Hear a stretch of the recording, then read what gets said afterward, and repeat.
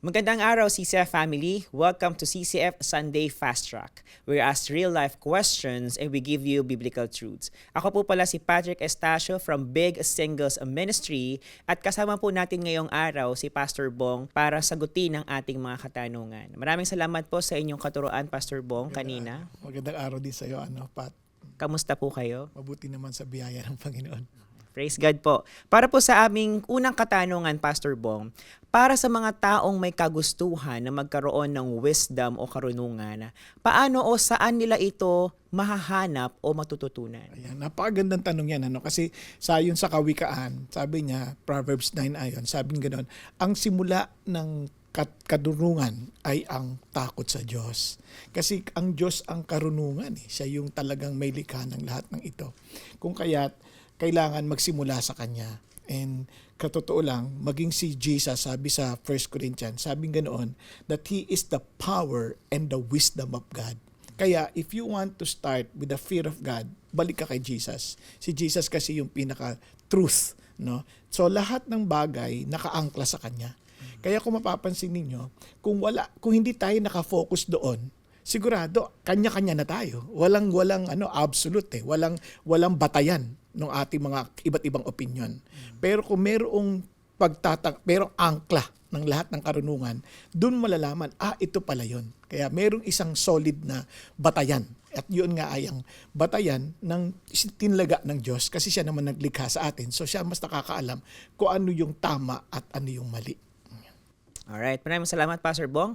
Para sa aming ikalawang katanungan, paano namin sasabihin kung ang tama mula sa Biblia ng may totoong karunungan at pagpapakumbaba?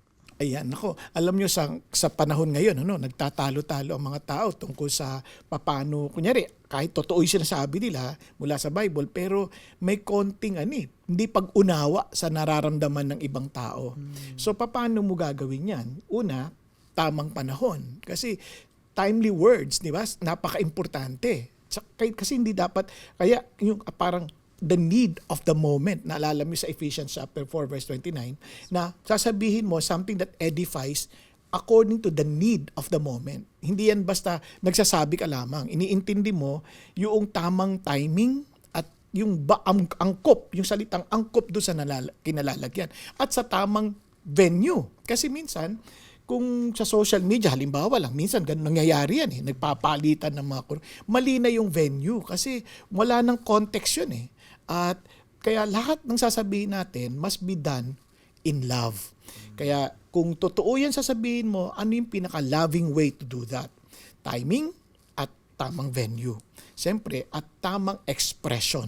Hindi lang basta salita. Kiniisip mo ng mabuti, ano yung angkop para sa taong yon. Kaya importante ang mga bagay na yan para sa paghayag ng ating kaalaman. Alright. Maraming salamat, Pastor Bong. For our third question, kung kami ay nagkamali noon, naging mayabang o nagdulot ng away o dibisyon dahil sa aming sariling karunungan, paano namin maitatama ang sitwasyon? Alam mo, pag nagkamali ka, hindi naman masamang aminin at humingi ng tawad. Ngayon, kapag ka nagsabi ka naman, huwag mo namang ipilit kung ano isasagot ng kabila. Kasi minsan, di ba, kahit sa mag-asawa ano ba, humingi na ako ng tawad Bakit hindi ka pa nagpapatawad? Hindi na, ikaw yung nagkasala So you are at the mercy of the person offended. Ngayon, yung iba naman, nakikipag-ayos ka, ayaw pa rin tanggapin, then ipa sa Diyos natin. And hayaan natin ang Lord ang kumilos sapagkat ang wisdom is not something we have. It is something we receive from God. So tutulungan naman tayo ng Diyos at tuturuan niya tayo basta ang hangad natin maayos. At hindi natin maipipilit yun. Kasi ang kaayusan, it takes two parties. Hindi lang ikaw. Basta mahalaga sa puso mo, gusto mo maayos. Hindi parang bahala na. Parang ganun. O ayaw mo, wag. Walang ganun. You are in all humility. Hangad mo maayos sa biyaya ng Panginoon Diyos. Maraming salamat, Pastor Bong, sa pagsagot ng aming mga katanungan. And that's it for CCF Sunday Fast Track. God bless everyone.